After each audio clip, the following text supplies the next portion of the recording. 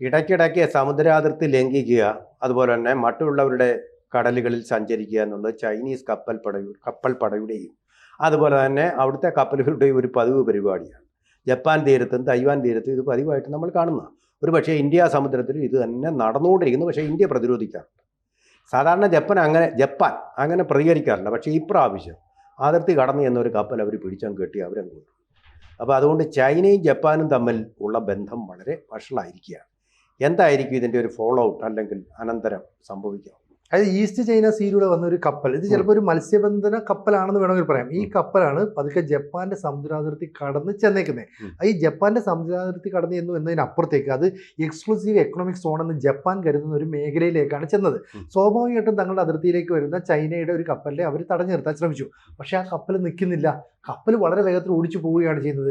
വളരെ വേഗത്തിൽ ഓടിച്ചു പോകുമ്പോൾ ജപ്പാൻ അതിൻ്റെ പിന്നാലെ പിന്തുടരുന്നു. അപ്പോൾ ഈ കള്ളക്കടത്തുകാരൊക്കെ ചേസ് ചെയ്യുന്ന പോലെ പിന്തുടർന്ന് ഒടുവിൽ ഈ പറയുന്ന ജപ്പാൻ നേവി ഇവരുടെ ബോട്ടിനെ തടഞ്ഞു നിർത്തി നോക്കുമ്പോൾ അതിൻ്റെ ക്യാപ്റ്റനെ അറസ്റ്റ് ചെയ്യുന്നു. 10 പേരുണ്ട് കപ്പലിനകത്ത്. ഇവരെ എല്ലാം തന്നെ അറസ്റ്റ് ചെയ്യുന്നു. ഈ അറസ്റ്റ് ചെയ്തതോടുകൂടി ചൈനയ്ക്ക് അത് വല്ലാത്തൊരു ആഘാതമായിട്ട് മാറി. കാരണം ഇടയ്ക്കിടയ്ക്ക് ഈ സൗത്ത് കൊറിയയുടെ അതുപോലെ തന്നെ തൈവാൻ്റെയൊക്കെ കപ്പൽ ഇതുപോലെ ജപ്പാന്റെ സമുദ്രപരിധിക്ക് അപ്പുറത്തേക്ക് വരാറുണ്ട്. അവരത് പിടിച്ചെടുക്കാറുണ്ട്. പിന്നീട് ഇതിൻ്റെ ക്ലാരിഫിക്കേഷൻ ഒക്കെ വന്നു കഴിയുമ്പോൾ അത് വിട്ടുകൊടുക്കും.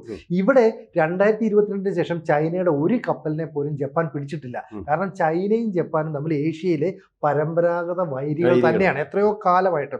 ആ വൈരത്തിൻ്റെ ഒരു പുതിയ വേർഷനാണ് ഇപ്പോൾ ഉണ്ടായിരിക്കുന്നത്. അതുകൊണ്ട് ഈ ചൈനയുടെ കപ്പലിനെ പിടികൂടിയതോടുകൂടി ജപ്പാന് വലിയൊരു മൈലേജ് കിട്ടി. കാരണം ജപ്പാൻ എന്തുകൊണ്ട് ഇത് ചെയ്തു? ചൈനയ്ക്കെതിരെ ഇത്രയൊക്കെ പവർ കാണിക്കാൻ പറ്റുമോ എന്നുള്ളതാണ്. അപ്പം ജപ്പാന്റെ പടിഞ്ഞാറൻ മേഖലയിലുള്ള നാഗസാക്കിക്ക് സമീപമുള്ള ഈ മെഷിമ ദ്വീപിന് 165 കിലോമീറ്റർ സമീപം വെച്ചാണ് ഈ സംഭവം ഉണ്ടാകുന്നത്. ഈ സംഭവം ഉണ്ടാകുമ്പോൾ ചൈനയുടേതെന്നും ജപ്പാന്റേതെന്നും പറയുന്ന ഒരു ദ്വീപ സമൂഹമുണ്ട്. ചൈന പറയുന്നത് ദിയാവു ദ്വീപുകൾ എന്നാണ്. ജപ്പാൻ അതിനെ വിശേഷിപ്പിച്ച് സെൻകാക്കു ദ്വീപ് എന്നാണ്.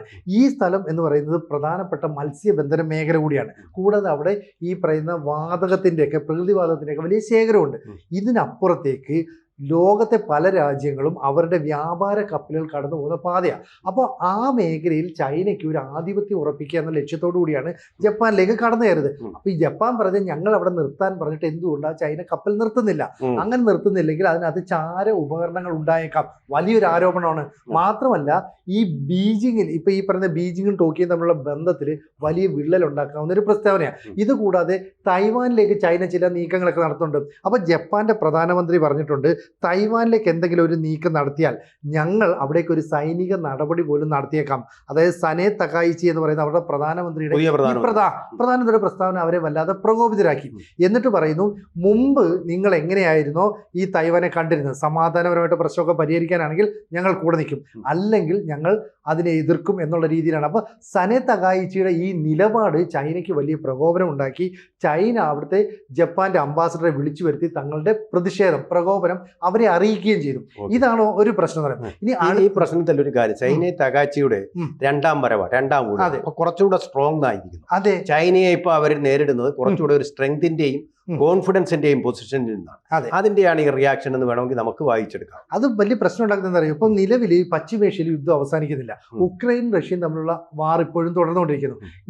ഇറാനെ ഏത് നിമിഷം വേണമെങ്കിലും അമേരിക്ക ആക്രമിക്കാതിരിക്കുന്നു. അതിനിടയിലാണ് കിഴക്കൻ ഏഷ്യൻ രാജ്യങ്ങളിൽ വലിയൊരു സംഘർഷമുണ്ട്. അപ്പോൾ ഏഷ്യയിലും കൂടി ഒരു യുദ്ധ സമാനമായ സാഹചര്യം പടരുമോ എന്നുള്ളതാണ് ഇവിടെ സംശയം. അപ്പോൾ ലോകം ഇത് വല്ലാതെ ഉറ്റുനോക്കുന്നു. ചൈനയ്ക്ക് വലിയ അപമാനം ഉണ്ടായതോടുകൂടി ചൈന എന്താണെന്ന് വെച്ചാൽ ജപ്പാനിൽ നിന്നുള്ള സമുദ്രോൽപ്പന്നങ്ങളുടെ കയറ്റുമതി താൽക്കാലികമായിട്ട് നിർത്തിവെച്ചു. മാത്രമല്ല ചൈനയിൽ നിന്ന് നിരവധി വിനോദസഞ്ചാരികൾ ജപ്പാനിലേക്ക് പോകും. ആ വിനോദസഞ്ചാരികളുടെ പോക്കിനെ അങ്ങ് തടസ്സപ്പെടുത്തി ഇപ്പോൾ അങ്ങോട്ടേക്ക് പോകരുതെന്ന് പറഞ്ഞു. കാരണം എന്തോ ഒരു ഭീഷണി ഉണ്ടെന്നൊക്കെ പറഞ്ഞു കഴിഞ്ഞാൽ ആളുകൾ പോകില്ലല്ലോ. അതുകൂടാതെ അവിടുത്തെ ഈ ഓഹരി വിപണിയുണ്ട്, ഈ റീറ്റെയിൽ മേഖലയിലെ ടൂറിസം മേഖലയിലെ ഈ ഓഹരി വിപണി മുഴുവൻ അങ്ങ് തകർത്ത് കളഞ്ഞു. അപ്പോൾ ചൈന തങ്ങളുടെ പ്രതികാര നടപടി തുടങ്ങിയെന്ന് പറയാം. എന്നിട്ട് ചൈന ജപ്പാനോട് പറയാണ്, തീ കൊണ്ട് കളിക്കുന്നത് പോലെയാണ് ഞങ്ങളോട് കളിക്കുന്നത്, ആ കളി നിങ്ങൾ നിർത്തണം. ചൈനയുടെ വിദേശകാര്യ മന്ത്രാലയം സോഷ്യൽ മീഡിയയിലൂടെ തന്നെ കുറിപ്പ് പുറത്തിറക്കിയിട്ട് പറയുന്നു, ജപ്പാൻ കടൽ തീര മേഖലയിൽ വലിയ കളി കളിക്കാനായിട്ട് വന്നു കഴിഞ്ഞാൽ അതിൻ്റെ പ്രത്യാഘാതം അവർ ചിന്തിക്കുന്നതിനപ്പുറമാണ്. അപ്പോൾ ചൈനയ്ക്ക് ജപ്പാൻ മറുപടി കൊടുത്തത് തൈവാൻ്റെ കാര്യത്തിലാണെങ്കിൽ തൈവാൻ 1945 മുമ്പ് പതിറ്റാണ്ടുകളായിട്ട് ജപ്പാന്റെ അധീനതയിലായിരുന്നു. പിന്നീടാണ് ഈ തൈവാൻ ഞങ്ങളുടെയാണെന്നൊക്കെ പറഞ്ഞ് ചൈന അവകാശവാദം ഉന്നയിച്ചത്. ഈ തൈവാന്റെ കാര്യത്തിൽ ചൈന എന്തെങ്കിലും തരത്തിലുള്ള പ്രകോപനത്തിന് മുതിർന്നാൽ ഞങ്ങൾ അവിടെ സൈനിക നീക്കത്തിന് തയ്യാറാകും. ഈ സൈനിക നീക്കത്തിന് എവിടുന്ന ജപ്പാൻ ശക്തി? അപ്പോഴാണ് മനസ്സിലാകുന്നത് ജപ്പാന് പിന്തുണയുമായിട്ട് പിന്നിൽ അമേരിക്കയുണ്ട്. അമേരിക്കയുടെ കൃത്യമായ ഒരു ഓപ്പറേഷനാണ്. അതിനെ നമുക്ക് തെറ്റു പറയാൻ പറ്റുമോ? അമേരിക്കയുടെ കളി അത് തന്നെയല്ലേ എല്ലായ്പ്പോഴും. ചൈനയെ ഒന്ന് ഒതുക്കണമെന്ന് അവർക്കൊരു താല്പര്യമുണ്ട്. അതെ അതെ, നേരത്തെ ചട്ടം കെട്ടിയതായിരിക്കും ഇത്. അതെ, ഇനി വന്നു കഴിഞ്ഞാൽ നിങ്ങൾ പിടിച്ചോ, ഞങ്ങൾ സമാധാനം പറഞ്ഞു, ഞങ്ങൾ ചെയ്തോളാം. അപ്പൊ നോക്കണം ലോകചരിത്രം പോയ പോക്കെ. ഈ നാഗസാക്കി എന്ന് പറയുന്നിടത്ത് കൊണ്ട് ബോംബിട്ട് ജപ്പാനെ നശിപ്പിച്ച രാജ്യമാണ്. ഇന്ന് അവർക്ക് താങ്ങുന്നടലുമായിട്ട് ഇന്ന് ചൈന. ഇത്രേ ഉള്ളൂ രാജ്യങ്ങൾ തമ്മിലുള്ള ബന്ധം. അതെ അല്ലേ? അതെ. അപ്പൊ ഈ ജിയോ പൊളിറ്റിക്സിൽ ഈ ജപ്പാൻ പ്രതിരോധ ബജറ്റ് പെട്ടെന്ന് അങ്ങ് കൂട്ടുകയാണ്. ജപ്പാൻ ആ പ്രതിരോധ ബജറ്റ് കൂട്ടിയിട്ട് ആ തുകയ്ക്കുള്ള ആയുധങ്ങൾ, അതുപോലെ പ്രതിരോധ ഉപകരണങ്ങൾ, ഇതൊക്കെ തന്നെ അമേരിക്കയിൽ നിന്ന് വാങ്ങുന്നു. അപ്പൊ അമേരിക്കയ്ക്ക് അതൊരു ബിസിനസ്സുമായി, ജപ്പാൻ ഭയങ്കര സ്ട്രോങ്ങുമായി.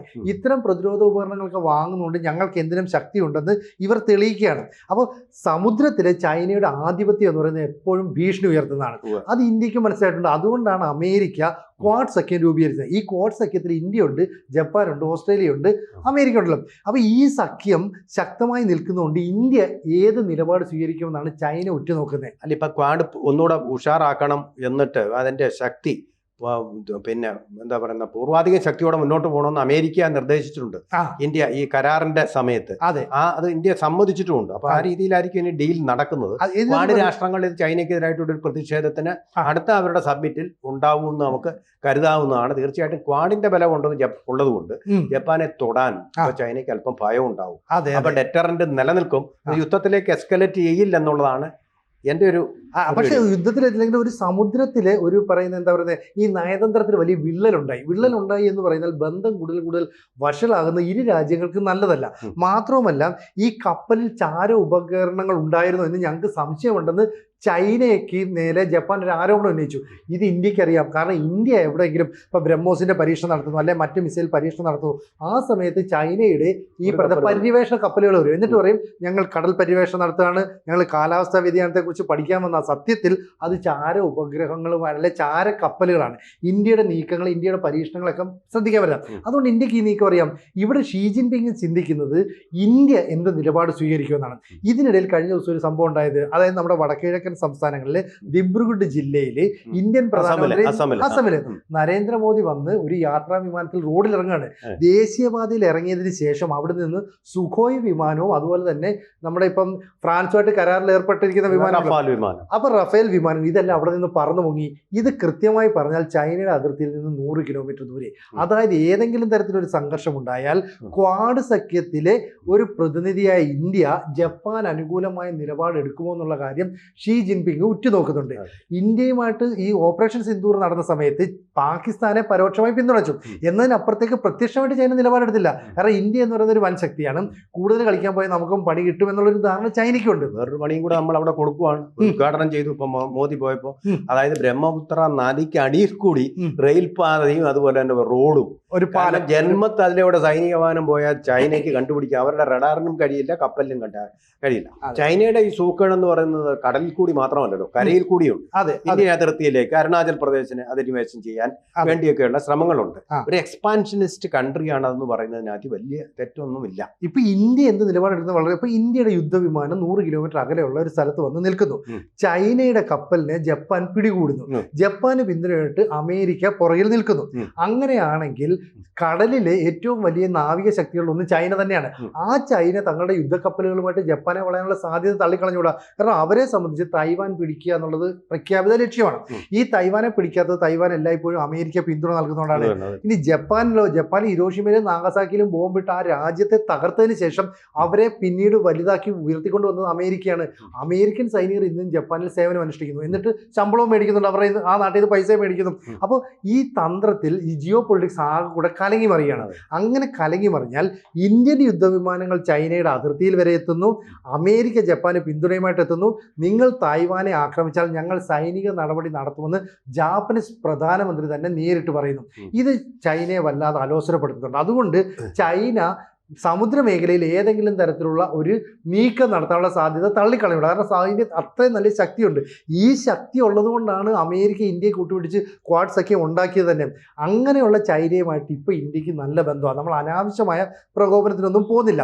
വെറുതെ ഇന്ത്യ അതിനകത്ത് ഇടപെടുമോ? അതല്ല, ക്വാഡ് സഖ്യത്തിൽ ഒപ്പം നിൽക്കുന്ന രാജ്യമായതുകൊണ്ട് ജപ്പാൻ എന്തെങ്കിലും പ്രതിസന്ധി ഉണ്ടായാൽ ഇന്ത്യൻ സഹായം കൊടുക്കുമോ? ഇന്ത്യൻ നേവിയും വളരെ പവർഫുള്ളാണ്. അങ്ങനെ ചെയ്യുമോ എന്നും ചൈന ഉറ്റുനോക്കുന്നുണ്ട്. അപ്പോൾ ഒരേ സമയം ചൈന ജപ്പാന്റെ മുമ്പിൽ നാണം കെട്ടു, ഇന്ത്യയുടെ ഭാഗത്തുനിന്ന് തിരിച്ചടി ഉണ്ടാകുമെന്നുള്ള ആശങ്ക. ഇവിടെ ജപ്പാൻ പറയുന്നത് വളരെ കൃത്യമായിട്ടുള്ള കാര്യമാണ്. കാരണം ഈ ടോക്കിയോയും അതുപോലെ തന്നെ ബീജിങ്ങും തമ്മിൽ പ്രശ്നം ഉണ്ടാക്കാൻ ഞങ്ങൾ ആഗ്രഹിച്ചില്ല. 2022 ശേഷം ഒരു കപ്പലും ഞങ്ങൾ പിടിച്ചെടുത്തിട്ടില്ല. പലതവണ മീൻപിടുത്ത വെസൽസ് ആണെന്ന് പറഞ്ഞിട്ട് പല ബോട്ടുകളും കപ്പലുകളും ഞങ്ങളുടെ നിയന്ത്രണാതിർത്തി ലംഘിക്കുന്നു. പ്രത്യേകിച്ച് ഞങ്ങളുടെ എക്സ്ക്ലൂസീവ് എക്കണോമിക് സോൺ, അത് ഞങ്ങളെ സംബന്ധിച്ച് നിർണായകമാണ്. അവിടേക്ക് വരുന്നു മീൻപിടുത്ത മേഖലയാണ്. കൂടാതെ രാജ്യാന്തര തലത്തിലുള്ള വ്യാപാര കപ്പലുകൾ, വാണിജ്യ കപ്പലുകളൊക്കെ കടന്നു പോകുന്ന പാത കൂടിയാണ്.